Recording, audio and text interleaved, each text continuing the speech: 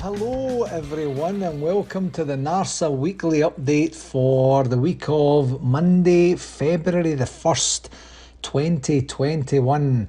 I can't believe it's February already and we're even closer to the Holy Grail of 55. It's Gary Gillen here and I'm your host for this week's edition. And speaking of 55, today's signings of Jack Simpson from Bournemouth and Scott Wright from Aberdeen coming in at the very tail end of the transfer window, whilst also loaning out Brandon Barker and George Edmondson, looks like some more shrewd business for the club as we look to close out 55 as quickly as possible. On to the game segment. Last week saw us play just the one game again, this time against Hibs at Easter Road in the league, recording yet another clean sheet in a pretty entertaining 1-0 win on a pitch that did resemble a ploughed field, I have to say. Some parts were super slippy, some parts seemed as dry as a bone. It looked like an absolute mess. Our main man once again was Alfredo Morelos, who got the crucial goal for us just after, well, not long after a wee first half incident where Ryan Porteous blatantly tried to damage Alfredo's boot by sticking his leg directly underneath where Alfredo was going to land and plant his foot. It was a terrible move from Porteous, and it's only by sheer luck, honestly, that Alfredo's boot wasn't damaged in the process. He might even have twisted his ankle, for that matter. And all of that accumulated in Alfredo getting cited and then Rangers accepting a 3-match ban for him, which is incredible. 2 matches for this incident and 1 match that was deferred from the Dundee United match back in December, where the Dundee United player deliberately stuck his face into Alfie's stationary elbow at the same time. Victimisation? I don't want to assume, but it's kind of sounding a bit like that, isn't it? Sigh, my word. So we're without Alfredo for the next 3 games. Hopefully the others can and will step up and make sure that the goals don't dry up in his absence. So 55 is even closer for us, and we didn't even play on the weekend.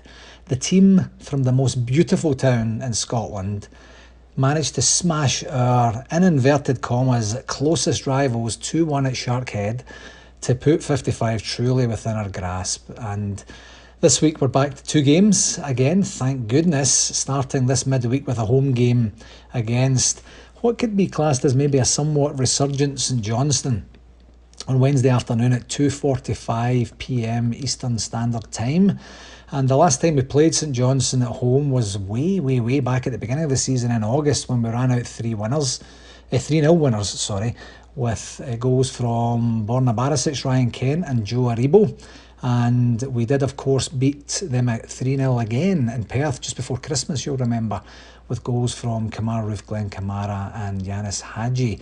So all in all, we've had very good fortunes against St Johnstone this term, and with 2 clean sheets and 6 different goal scorers. Long may that continue, and hopefully into Wednesday. On the weekend, we are at the Fountain of Youth Stadium to play Hamilton on Sunday morning with an early 7 AM Eastern Standard Time kick-off. Yep, an early one for us here in North America. And the last time we played away to Hamilton was also back in August, and we ran out 2-0 winners with goals from Hadji and Captain Marvel James Tavernier. And then who could forget the brilliant 8-0 drubbing of them just in early November, with braces for both, for Ruth, Aribo and Tav, and then singles from Scotty Arfield and Brandon Barker. So another team like St Johnstone that we've had very good fortunes against this season, and long may that continue. The games are counting down to getting us to, as I mentioned earlier, the Holy Grail of 55, and the earlier the better as far as I'm concerned. Points per game, based on the games that happened last week, Rangers are now on 2.77 points per game, rounding up, and that is up 0.01 per game from last week. And that other mob are on 2.04 points per game, which is down 0.05 per game for the 2nd week in a row. LOL. From a Rangers TV perspective, you'll remember that last week we provided an update on the platform changes that were taking place for the RTV product to get us closer towards a single sign-on experience over all of Rangers platforms. And we did experience a couple of individual and or club account challenges where some technical back-end glitches were discovered, and most of them I believe fixed, and some other, shall we say, human error items were in play as well, but we managed to get there. I don't think anyone lost out on the game, or at least the whole game last week against Hibs. And what we did do, I believe this was late last week, if memory serves me right, is we wrote to individual clubs just providing some guidance on what they had to do from a club account perspective to make sure that their account was current. So if you haven't managed to get to that email yet, please do so, and do it soon so that we know that everyone is set up properly. I know that maybe most, or some for sure, clubs aren't using their accounts right now, but that doesn't stop you from being able to make sure that your account is completely set up properly and up to date. You can do that from any device, anywhere, to make sure that you're in good shape for when the premises open back up and you can get back into enjoying the game with all the bears and bearettes out there as well. As always, if you need any further help or information or any support or anything to do with RTV, please do let me know, and I'll certainly help where I can and or pass you on to Rangers TV when I can't as well.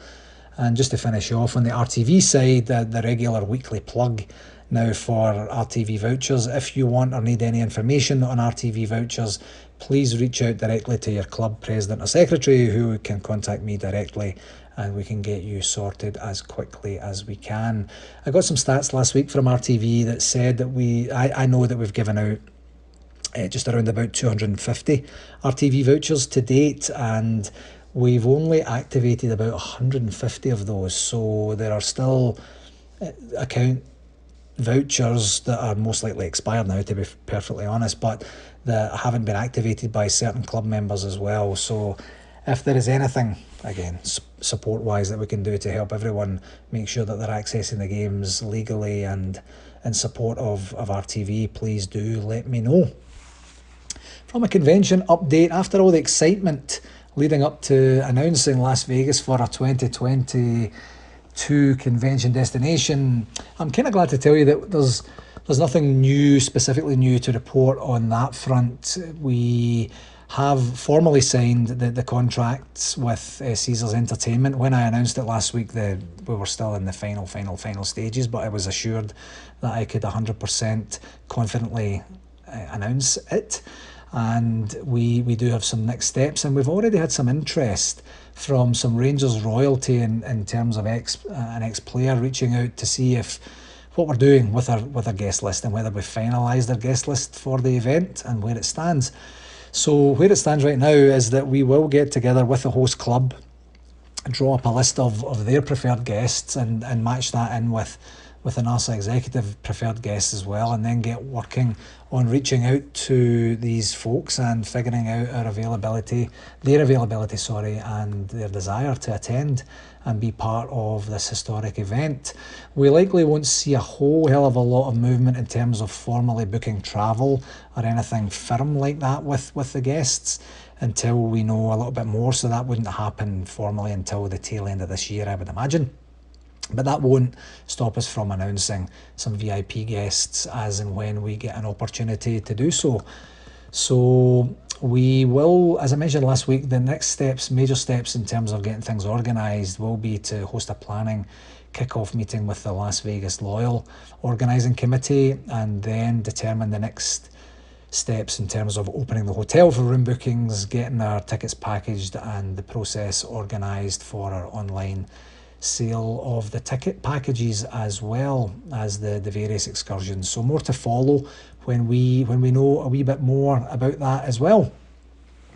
On the convention, one piece of feedback that we received specifically from the 2017 convention, but I don't know that it's just exclusive to the 2017 convention. I think maybe more so it's just because it's fresh in my mind that I choose to mention it right now, but was that due to the sheer size of the event, some attendees kind of missed out a little bit on the intimate family feel to the event. You know, the sort that we get to enjoy with some of the smaller locations that we visit on the various NARSA convention locations that we stop on or stop at. And it's definitely difficult to recreate a smaller gig feel to a larger event for sure. But what I'd love to be part of our integral planning for the event is to seek out suggestions from anybody who has an informed position or opinion, you know, especially guests who attended in 2017 or for guests who have attended some of the larger conventions in the past, you know, specifically in our larger locations of Vegas, of Toronto, of Orlando, those types of places, or basically anyone who's experience in, or even just an opinion on how best to make sure that it doesn't feel too big, that you don't get lost in the event, that you don't feel that you were given the appropriate access to the VIPs that were there, that you didn't really, that you missed parts of the event just because it wasn't, for example, signposted well enough, or it wasn't communicated well enough, or whatever that looks like. We want it to be as bears friendly as we possibly can. So if you could have a think about that and offer any suggestions in the lead up to the planning for the event to make us better than we were before, and give us more of a camaraderie and a family feel and a more intimate, you know, showcase, if you like, please get in touch. You can get in touch with me directly on rangersscc@hotmail.com. That's 2 S's and 2 C's. And anytime, you can reach out anytime, but more than happy to be seeking that sort of feedback as early as we possibly can to help us make the planning efforts a wee bit more pointed and targeted to guest enjoyment, of course. From another business perspective, we did have some communication collateral go out there last week in terms of what we're doing from a NARSA perspective. We were fortunate enough, very fortunate enough actually, to have our own dedicated show on Wednesday on Heart and Hand, talking about our experiences of how we're managing through COVID and what our 2022 preparations were. And on Thursday, we also had NARSA VP Brian Campbell attend and represent us on the True Blues Loyal podcast as well. If you missed both shows, that's very unfortunate, but what we'll do is we'll post links to them in our summary blurb for the shows so that you can get access to them. Both of them are free to access after the fact as well. From a feature segments perspective, I'd mentioned briefly last week we were trying to tie up a conversation with Club 1872, and at the time I wasn't 100% sure whether we were going to manage that or not. Fortunately, we did manage to get a hold of a couple of representatives from Club 1872 on Thursday morning and had a very constructive meeting with them. Both myself and Brian Campbell met with Ewan McFarlane, a director with Club 1872, and Bruce Taylor, a volunteer with Club 1872 as well. Bruce specifically supports the efforts of building communication with the Rangers supporters around the world. So we got into a little bit of an overview of where Club 1872 are at right now, what they've managed to do. Roughly, they have about 8,000 or so members. They haven't had the opportunity to meet with their members during the COVID, which has restricted the whole world, of course, but has also restricted their ability to have more active and meaningful communication with the Rangers supporters and their membership at large. And now what they're trying to do is basically look to get their messaging out there on the campaign that they have, that you've probably seen information out there on, in terms of working towards a 25% shareholding in the club by investing in Dave King's shares exclusively. So there is the legacy membership, as they're calling it. Some highlights of that is that you can individually contribute £500, either in a lump sum or incrementally for that. And what you get for that, apart from knowing that you're investing in the shareholding in the club, the memorabilia that you would get for that is still under discussion in terms of proof that you have contributed, and then the kind of memento keepsake type thing that they would be looking to do that.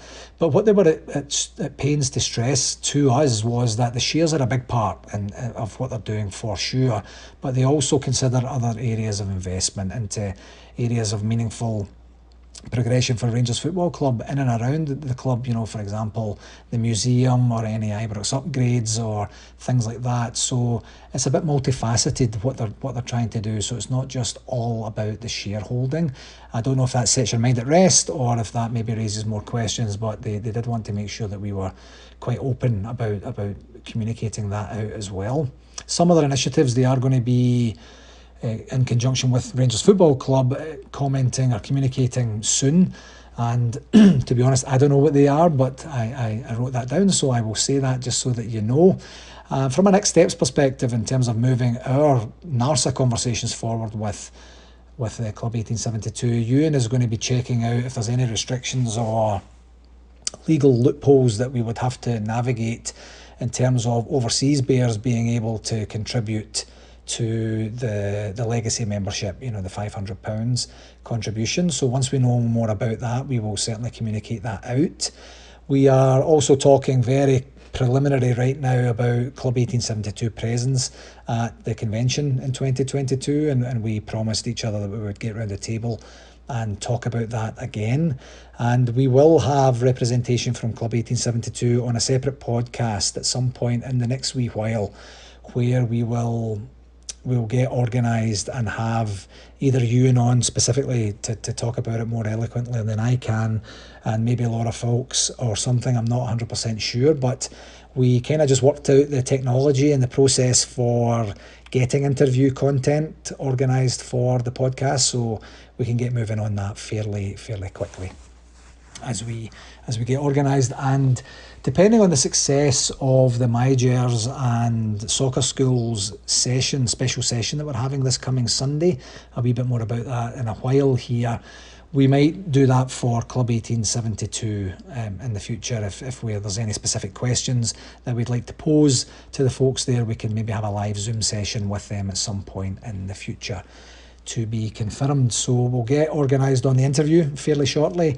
and try and get that out to everyone, certainly sometime in February, maybe sometime in the next couple of weeks. But a very good chat with both of the guys, and both of them are very organised and very happy to be helping, or for NARSA to be helping them spread the word of the good work that they're doing on behalf of their membership and the club at large. Our next wee feature is that we were contacted about a book that's in the works, that's basically in the planning stages right now of being organised, and it's a call. This part of the segment is a call for any stories, and I actually meant to do this one last week, but the Las Vegas announcement ended up taking a lot more time. A fellow by the name of Stuart Thompson got in touch with us last month. I guess actually it was probably December time now that I think about it, or maybe it was last month, it doesn't matter. And to see if there was any stories that NARSA members had about their times of following Rangers abroad. And abroad is kind of in inverted commas. And the reason I say that is that some of our stories might be where we ended up going back for a game and there was some fun or funky times attached to that particular story. So the concept of the book is that there will be 30 fans providing their stories, which will essentially cover, mostly I imagine would cover 30 different games. I imagine potentially there might be an opportunity where a couple of different stories cover the same game, so maybe the 30 different games isn't an absolute, but the one thing that's absolute is that they are capping it at 30 fans and they are going to have 30 individual stories. And you may know Stuart. Stuart, just over a year ago, wrote his first book about Rangers, which was 10 matches, 10 players. And for that, he received very positive feedback, which I assume is the catalyst and the enthusiasm for writing his new book. So he's getting back in the saddle again with this new endeavour, and he is endeavouring to have contributors from all over the globe to show the real genuine passion of how truly worldwide Rangers actually is. So what he's also doing, he's doing this book in conjunction with a fellow by the name of Stan Gordon, who manages the Rangers Legends, and there is a plan to have contributions from ex-players as well, maybe as part of the foreword or the conclusion or the epilogue or whatever parts of the book he decides to do that. From a timeline perspective, what Stuart is looking to do is organise the Zoom interviews fairly quickly during February. So if you have a story that you want to share, again, it could be about you going back home from North America or from anywhere in the world, depending on where you're listening to this podcast, and or from, joining them on European trips from North America or something like that. If you feel that it has an entertaining twist or feel to it and something you'd like to share and be comfortable sharing with, you can contact either me directly, rangersSCC@hotmail.com, and I'll connect you, or you can also find Stuart on Twitter at Rangers_Bognor, Bognor, and contact him directly from there.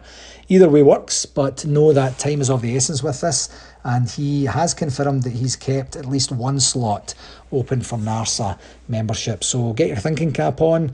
We will present the stories to Stuart. He may even do the interview, and maybe it will get put on the cutting room floor, the proverbial cutting room floor, of course. But reach out. Let's expand the entertainment of our times following the Gers. I'd suggested that maybe my story of going back to the first match after all the trials and tribulations we had with the liquidation event. I guess it probably wasn't even in liquidation at that point, maybe, but to Brecon. I travelled from Calgary to Brecon, but it's just not a very funny story, to be honest, and there's probably people out there that can tell a story a wee bit better than I can. So please get in touch, support Stuart's book, and get your name in lights, as it were. Quick reminder, I mentioned it briefly earlier there, from the Rangers Soccer Schools and My Gers Zoom session that we're going to be hosting this Sunday, February the 7th at noon Eastern Standard Time. The Zoom details, I was kind of hoping to have them by now and have the calendar invite sent out to everyone, but I don't have it yet. I'm hoping to get it maybe tomorrow. But what we'll be doing is sending the calendar invite to every club's president and secretary, and with a request to ask them to forward it to the membership. There is no limit on the number of people that can attend, and I would like to encourage everyone to attend as much as you can. It shouldn't take too long. We're only targeting about an hour, and maybe it won't even take as long as that, and we will have the agenda, will be part of the meeting as well. So again, just as a bit of a plug, it is a great opportunity to chat with folks who are integral to the club operations and see how we can help, or just from a general interest of how things are done and the inside workings of the club. And I mentioned it briefly last week. I think we have 6 more memberships for My Gers to give away, and we'll do that live at the session on Sunday as well. You will only be able to win if you are represented at the meeting. There will be no in absentia awards done for that, so hopefully that's a bit of an encouragement. And it's 3 adult and 3 junior memberships that we have. The club very kindly donated 5 and 5 for us, so 5 and 5, 55. Oh, look, it's all coming out. So, and Sunday is Super Bowl Sunday, the 55th Super Bowl, I may add, as well, but we will be long gone before any of the festivities start on that as well. I also had the opportunity to speak, just have a quick catch up yesterday being Sunday, with Colin Stewart from Rangers. And for those who don't know Colin, he's the director for the Rangers Youth Development Company and also the former Players Benevolence Club with the club as well. And you might have seen on the Rangers website last week there that in the last year, Colin and his team managed to donate from fundraising £450,000 to the Rangers Academy for the efforts in 2020, and since its inception in 2002, the Youth Development Company has raised over £9 million for the Academy. And the second area of Colin's responsibilities, as I mentioned, is the former Players Benevolence Club that he looks after with a couple of fellows you might have heard of, Mr. John Gregg and Mr. Peter McCloy as well. And Colin has such a fascinating remit with the club, and certainly a long tenure with the club, that I am delighted to tell you that he has agreed to be our first ever interview on the NARSA pods, which we are hoping to package up a little bit later this week. The interview is set for my time, Thursday lunchtime, noon, Mountain Standard Time on Thursday. So if we get it packaged up, we might get to release it or either on Friday or maybe on the weekend, or worst case scenario, it would be next week sometime. But Colin's going to come on and he's going to just tell us all about his remit, some of his experiences, how that's tied in with NARSA over the years and things like that. If you don't already and you feel like following Colin on his Twitter feed, he's at RFC_Colin. So yes, we're going to have an interview.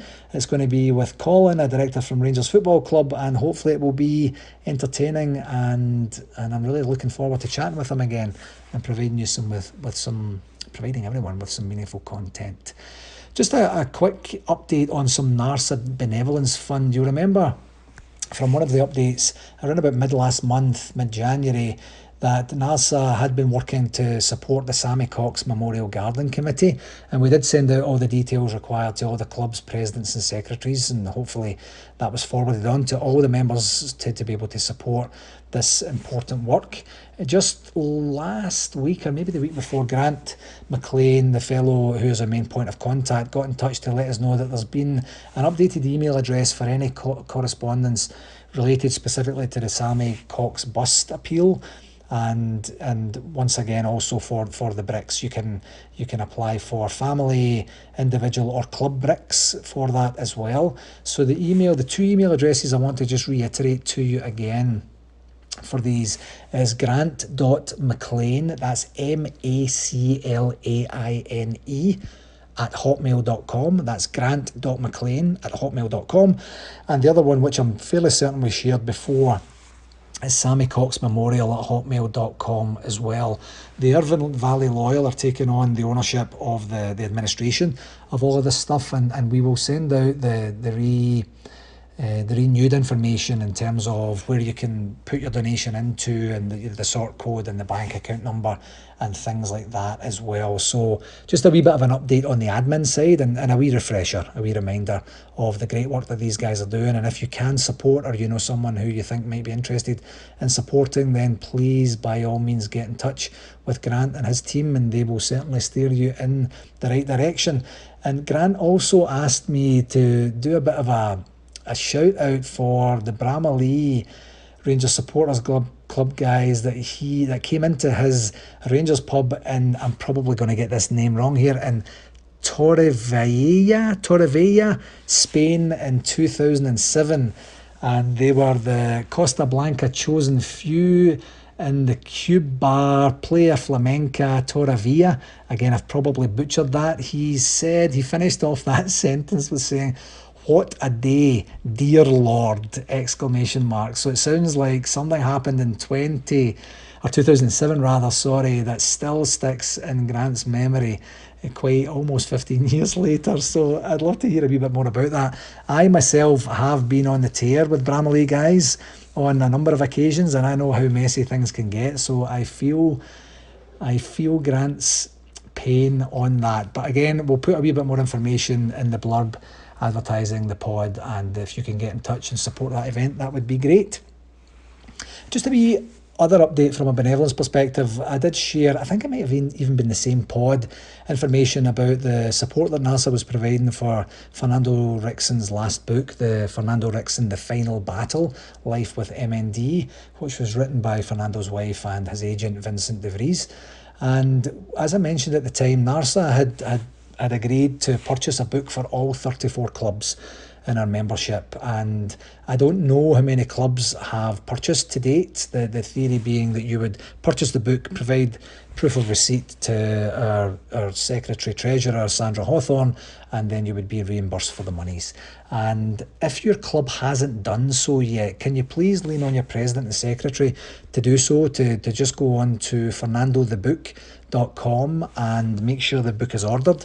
The reason it's fresh in my head, and the reason I wanted to mention it again, is that we just received our books here in Calgary just this last week, and when I say books, we ordered one through NARSA, and myself and another fellow ordered as well, and I'm really looking forward to getting to read that when I get round to reading it, and maybe providing a wee bit of a synopsis of that. But the main part and the main point of mentioning this for this week is to make sure that each club goes ahead and does that, please. We're supporting a good cause, as you'll probably know, that a proceed or a portion of the proceeds goes to MND Scotland as well, so a fantastic gesture by Fernando's family to get that organised as well.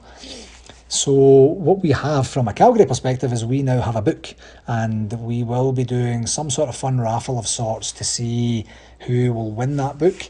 And so stay tuned, my Calgary brothers and sisters, to what we'll figure out here, and maybe we'll get a copy of that book in your hands. And if you like, I can even sign it for you. So this week we don't have any specific meetings organised other than the interview with Colin Stewart that I mentioned.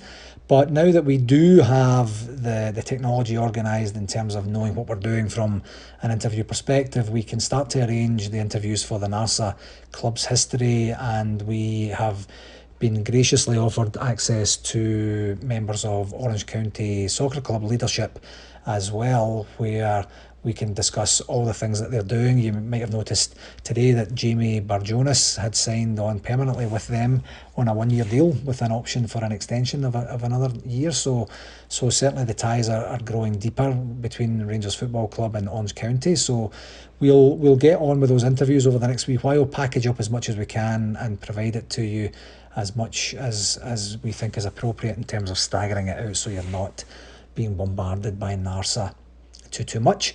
And the great news is also that my brother-in-law Marty McLister also showed my 83-year-old dad Ronnie how to download these podcasts, and he will be thrilled beyond belief to get to listen to his favourite son even more than he does already. I should caveat the favourite son, I mean favourite child overall, even more than he does already. So Ronnie, happy listening, happy to have you on board, and I hope you're enjoying the content to date. Finally, I'd like to do a couple of shout outs for birthdays. You remember I wished my nephew Callum a very happy birthday for January the 31st, and it's time to wish his dad a happy birthday. Andy Carey has his birthday on February the 2nd, which is probably when most people will listen to this podcast, I would imagine. And Andy is a member of the Rangers Supporters Club of Calgary, but for those that don't know, Andy is also the brains and hard work behind all of NARSA and Rangers Supporters Club of Calgary's social media presence. He does a great job in the background and keeps everything ticking on. So congratulations, happy birthday to Andy. He's also my brother-in-law as well. And every time I ask him to go for a run, just basically because I haven't seen him for ages and I miss him, he makes up some feeble excuse to not run with me. So thanks for that, Andy, and happy birthday, I guess. So in closing, folks, here's hoping for another 6 points from our next 2 games to edge ever closer to reclaiming our rightful position at the pinnacle of Scottish football. And thank you very much for taking the time to listen. Please do share it with anyone you think would be interested in it. Take care. All the very best. Cheerio.